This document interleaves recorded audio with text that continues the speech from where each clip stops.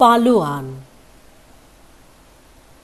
তাহার আসল নামটি যে কি ছিল তাহা ভুলিয়াই গিয়াছি, কারণ আমরা সকলেই তাহাকে পালোয়ান বলিয়া ডাকিতাম। এমনকি মাস্টার মহাশয়েরা পর্যন্ত তাহাকে পালোয়ান বলিতেন। কবে কেমন করিয়া তাহার এরূপ নামকরণ হইল তাহা মনে নাই, কিন্তু নামটি যে তাহাকে বেশ মানাইয়াছিল এ কথা স্কুল শুদ্ধ সকলেই এক বাক্যে স্বীকার করিত। প্রথমত তাহার চেহারাটি ছিল একটু অতিরিক্ত রকমের হৃষ্টপুষ্ট, মোটা সোটা হাত পা, ব্যাঙের মতো গোবদা গলা, তাহার উপরেই গোলার মতো মাথাটি, যেন ঘাড়ে পিঠে এক হইয়া গিয়াছে। তার উপর সে কলিকাতায় গিয়া স্বচক্ষে কাল্লু ও করিমের লড়াই দেখিয়া আসিয়াছিল এবং বড় বড় কুস্তির এমন আশ্চর্য রকম বর্ণনা দিতে পারিত যে শুনিতে শুনিতে আমাদেরই রক্ত গরম হইয়া উঠিত। এক একদিন উৎসাহের চোটে আমরাও তাল ঠুকিয়া স্কুলের উঠানে কুস্তি বাঁধাইয়া দিতাম। পালোয়ান তখন পাশে দাঁড়াইয়া নানা রকম অঙ্গভঙ্গি করিয়া আমাদের প্যাঁচ ও কায়দা বাতলাইয়া দিত।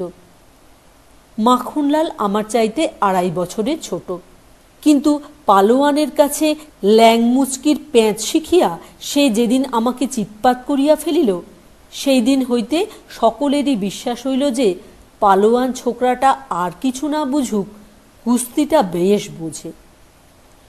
ঘোষেদের পাঠশালায় ছাত্রগুলি বেজায় ডান পিটে।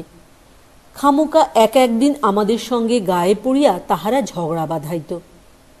মনে আছে একদিন ছুটির পরে আমি আর 5-7টি ছেলের সঙ্গে গোসাই বাড়ির পাশ দিয়ে আসিতেছিলাম। এমন সময় দেখি পাঠশালার 4টা ছোকরা ঢেলা মারিয়া আম পাড়িতেছে। একটা ঢিল আরেকটু হইলেই আমার গায়ে পড়িত। আমরা দলে ভারী ছিলাম। সেই সাহসে আমাদের একজন ধমক দিয়া উঠিল, এই ও বেয়াদব, মানুষ চোখে দেখিস নে। ছোকরাদের এমন আস্পর্ধা, একজন অমনি বলিয়া উঠিল, হ্যাঁ মানুষ দেখি, বাঁদরও দেখি। শুনিয়া বাকি 3টায় অসভ্যের মতো হো হো করিয়া হাসিতে লাগিল। আমার তখন ভয়ানক রাগ হইল। আমি আস্তিন গুটাইয়া বলিলাম, পরেশ দে তো আচ্ছা করে ঘা দুচ্চার কষিয়ে। পরেশও দমিবার পাত্র নয়। সে হুঙ্কার দিয়া বলিল, গুপে আনত ওই ছোকরাটার কান ধরে। গোপীকেষ্ট বলিল, আমার হাতে বই আছে, ওরে ভূত তুই ধর দেখি একবার চেপে। ভূতর বাড়ি বাঙাল দেশে, তার মেজাজটি যখন মাত্রায় চড়ে তখন তার কাণ্ডাকাণ্ড জ্ঞান থাকে না। সে একটা ছোকরার কানে প্রকাণ্ড এক কিল বসাইয়া দিল।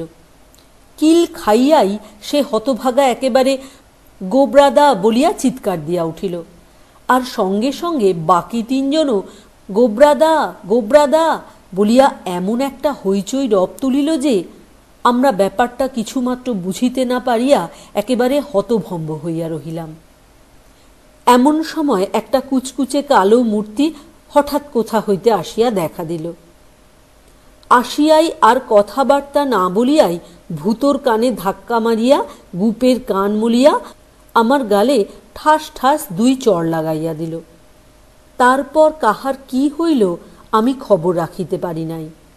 মোট কথা, সেদিন আমাদের যতটা অপমান বোধ হইয়াছিল, ভয় হইয়াছিল তাহার চাইতেও বেশি। সেই হইতে গোবরাদার নাম শুনিলেই ভয়ে আমাদের মুখ শুকাইয়া আসিত। পালোয়ানের কেরামতির পরিচয় পাইয়া আমাদের মনে ভরসা আসিল। আমরা ভাবিলাম, এবার যেদিন পাঠশালার ছেলেগুলা আমাদের ভ্যাং চাইতে আসিবে তখন আমরাও আরও বেশি করে ভ্যাং চাইতে ছাড়িব না। পালোয়ানও এ কথায় খুব উৎসাহ প্রকাশ করিল, কিন্তু অনেক দিন অপেক্ষা করিয়াও যখন তাহাদের ঝগড়া বাঁধাইবার আর কোনো মতলব দেখা গেল না, তখন আমাদের মনটা খুঁতখুত করিতে লাগিল। আমরা বলিতে লাগিলাম, ওরা নিশ্চয়ই পালোয়ানের কথা শুনতে পেয়েছে। পালোয়ান বলিল, হ্যাঁ, তাই হবে। দেখছো না, এখন আর বাছাদের টু শব্দটি নেই। তখন সবাই মিলিয়া স্থির করিলাম যে পালোয়ানকে সঙ্গে লইয়া গোবরাদার দলের সঙ্গে ভালো রকম বোঝাপড়া করিতে হইবে। শনিবার 2টার সময় স্কুল ছুটি হইয়াছে। এমন সময় কে যেন আসিয়া খবর দিল যে গোবরা 4-5টি ছেলেকে সঙ্গে লইয়া পুকুর ঘাটে বসিয়া গল্প করিতেছে। যেমন শোনা অমনি আমরা দলে বলে হৈ হৈ করিতে করিতে সেখানে গিয়া হাজির। আমাদের ভাবখানা দেখিয়াই বোধহয় তাহারা বুঝিয়াছিল যে আমরা কেবল বন্ধুভাবে আলাপ করিতে আসি নাই। তাহারা শশব্যস্ত হইয়া উঠিতে না উঠিতেই আমরা 3-4 জনে মিলিয়া গোবরাকে একেবারে চাপিয়া ধরিলাম। সকলেই ভাবিল এ যাত্রায় গোবরার আর রক্ষা নাই। কিন্তু আহাম্মক রামপদটা সব মাটি করিয়া দিল। সে বোকারাম ছাতা হাতে হাঁ করিয়া তামাশা দেখিতেছিল। এমন সময় পাঠশালার একটা ছোকরা এক থাবড়া মারিয়া তাহার ছাতাটা কাড়িয়া লইল। আমরা ততক্ষণে গোবরা চাঁদকে চিৎপাত করিয়া আনিয়াছি। এমন সময় হঠাৎ আমাদের ঘাড়ে, পিঠে, ডাইনে বাঁয়ে ধপাধপ ছাতার বৃষ্টি শুরু হইল। আমরা মুহূর্তের মধ্যে একেবারে ছত্রভঙ্গ হইয়া পড়িলাম। আর সেই ফাঁকে গোবরাও এক লাফে গা ঝাড়া দিয়া উঠিল। তাহার পর চক্ষের নিমেষে তাহারা আমাদের 4-5 জনকে ধরিয়া পুকুরের জলে ভালো রকমে চুবাইয়া রীতিমতো নাকাল করিয়া ছাড়িয়া দিল। এই বিপদের সময় আমাদের দলের আর সকলে কে যে কোথায় পালাইল তাহার আর কিনারাই করা গেল না। সবচাইতে আশ্চর্য এই যে ইহার মধ্যে পালোয়ান যে কখন নিরুদ্দেশ হইল, তাহাকে ডাকিয়া ডাকিয়া আমাদের গলা ফাটিয়া গেল, তবু তাহার সাড়া পাইলাম না। সোমবার স্কুলে আসিয়াই আমরা সবাই মিলিয়া পালোয়ানকে গাল দিতে লাগিলাম। কিন্তু সে যে কিছুমাত্র লজ্জিত হইয়াছে এমন বোধ হইল না। সে বলিল, তোরা যে এমন আনাড়ি তা জানলে কি আমি তোদের সঙ্গে যাই?